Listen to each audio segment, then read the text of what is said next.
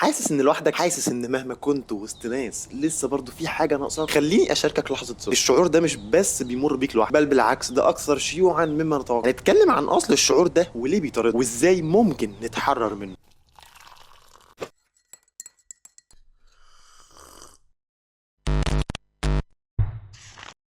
عليكم السلام ورحمة الله وبركاته جميعا. الوحدة هو شعور لازم ولا بد انه يعدي علينا كلنا في فترة من الفترات من حياتنا، شئنا ام ابينا، بمزاجنا او غصب عننا. لازم كل واحد فينا في حياته لازم فترة وحدة تعدي عليه مهما كان مين حواليه. هنتكلم عن الاسباب بالترتيب. الانسان مننا بطبعه مخلوق اجتماعي وعنده رغبة اساسية في التواصل العميق والصادق مع الناس، لان لما العلاقات بتبقى سطحية بنحس بفراغ جوانا حتى لو في ناس كتير حوالينا، او بسبب التوقعات العاليه. اوقات بنحس بالوحده بسبب توقعاتنا العاليه من العلاقات، زي لما بنتوقع دعم معين من حد معين وما نلاقيهوش، بنحس بلحظه خيبه امل كده ووحده. زي ممكن تكون متوقع حاجه معينه او دعم معين في وقت معين من شريك حياتك وما تلاقيهوش. او ممكن يكون ثالث سبب بسبب الايقاع السريع للحياه، ضغط والتسارع في الحياه من بعد 2020 وبالاخص بعد كورونا، وانتشار منصات الفيديو السريع والفاست سكرولينج والسرعه والعجله اللي هي جايه من الاستعجال في تحقيق شيء معين. لو انت عاوز توصل لحاجه معينه او نجاح معين في وقت صغير وبسرعه جدا، بيخلي الوقت اللي بنقضيه مع الناس واهلنا واصحابنا وقت قليل قوي، وده بيزود الشعور اكتر بالوحده والانعزال. قرب لي كده شويه. انا عايز اقول لك ان السبب من الاسباب الانعزال والوحده، وان لم يكن مباشر، هو الحياه الرقميه. وسائل التواصل الاجتماعي خلتنا نشوف حياه بعض من بعيد، زوم اوت كده،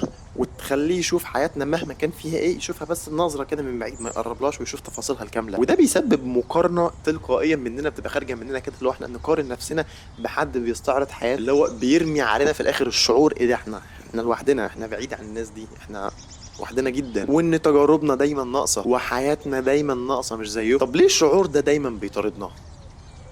احصائيه اتعملت ان اول سبب ليه الشعور ده دايما بيطاردنا، شعور الوحده، هو الخوف من الوحده. في احصائيه اتعملت لجمله انا خايف ابقى لوحدي من اكتر الجمل اللي بتتقال وبتتسال للدكاتره النفسيين على مستوى العالم. لما بنحاول نهرب من الوحده او نتجنبها باي شكل، بنفضل مشغولين وطاقتنا وجهدنا رايحه للاتجاه ده، رايحه لان ازاي اهرب من الشعور ده. للاسف بنرجع نلاقي نفسنا راجعين للشعور ده تاني لحد ما نلاقي نفسنا في دايره مفرغه، كل ما نهرب منه نرجع نلاقي الشعور ده تاني. عندك برضو سبب تاني، ان احنا مش بنتواصل بصدق. مع قله الوقت وقله الفرص بنميل اننا نتواصل سطحي وسريع كده، وننسى اهميه اللحظات الصادقه في حياتنا اللي فعلا بتعمق الروابط بيننا وبين بعض وبتخلينا نحس بقيمه بعض. اما تالت سبب اللي بيخلي الوحده تطاردنا، وده منتشر، ضغوط النجاح الاجتماعي. في ضغط كده دايم ودايما على دماغنا وبيزن عليها، هو اننا نبقى محبوبين واجتماعيين. ما تقلقش، دي فطره فينا، طبيعه كبشر. لو حسينا ان احنا مش بنحقق ده، فالوحده يا صاحبي بتزيد مش بتقل. ايوه، طب بعد كل ده انا عاوز اتحرر من ده برضه. ايه اللي بايدي اعمله كواحد حاسس بالشعور ده؟ ازاي ما احسش اني لوحدي؟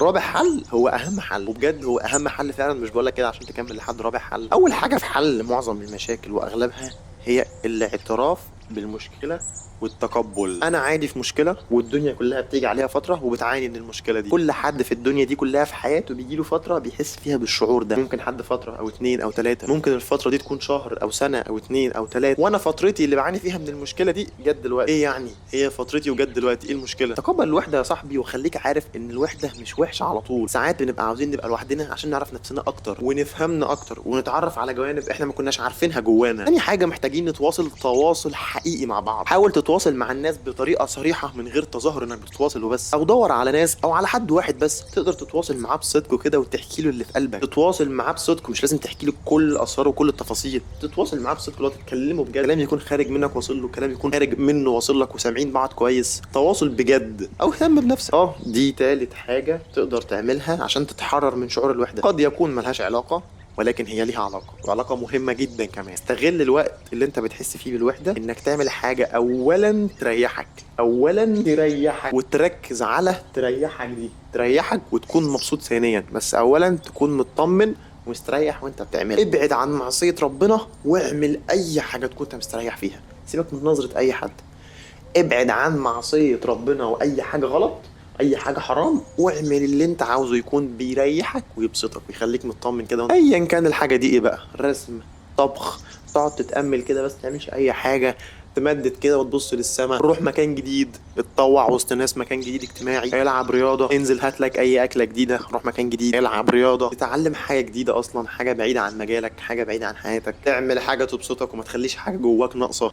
اهم حل بقى هو رابع حل، انك تبني علاقتك مع من هو اقوى من في الكون، اللي مش هيخذلك ابدا، كريم جدا، عظيم جدا، قوي جدا، رزقه ما بيخلص، فلوسه ما بتخلص، اللي تقعد تتكلم معاه رده اعظم رد في الدنيا، اللي معاملته دايما كسبانه، اللي الطمأنينة مش هتلاقيها غير عنده، اللي الصبر مش هتلاقيه غير عنده، اللي الرضا مش هتلاقيه غير عنده، هو اللي عمره ما هيحسسك بالوحده ابدا. علاقتك مع ربنا، اللي يبني علاقته مع ربنا واللي مجرب واللي عارف هيقول لك يعني ايه عمره ما حس بشعور الوحده ده في حياته. شايف اللي انا كنت لسه بقول لك دلوقتي، ان في فتره الواحد بيحس فينا بالشعور بالوحده، هو الشعور ده ما بيجيش ابدا للي علاقته مع ربنا كويسه، اللي علاقته مع ربنا بيتكلم وياخد ويدي مع ربنا ويفهم اشارات ربنا ورسايله ويسال ربنا على حاجه وازاي يعرف يطلع الاجابه من حياته وهو ماشي كده. اه ده انا كنت سالت ربنا على كذا ورد عليا. الكلام عن العلاقه دي فيها يعني واحد يعوز يفتح في الكلام ما يخلص، فدي ان شاء الله هيكون في استكانه الجمعه، يوم الجمعه الجايه ان شاء الله يكون عن علاقه الواحد بربنا بس في حياته، فاستنونا ان شاء الله يوم الجمعه الجايه واستكانه الجمعه. دمتم في رعايه الله.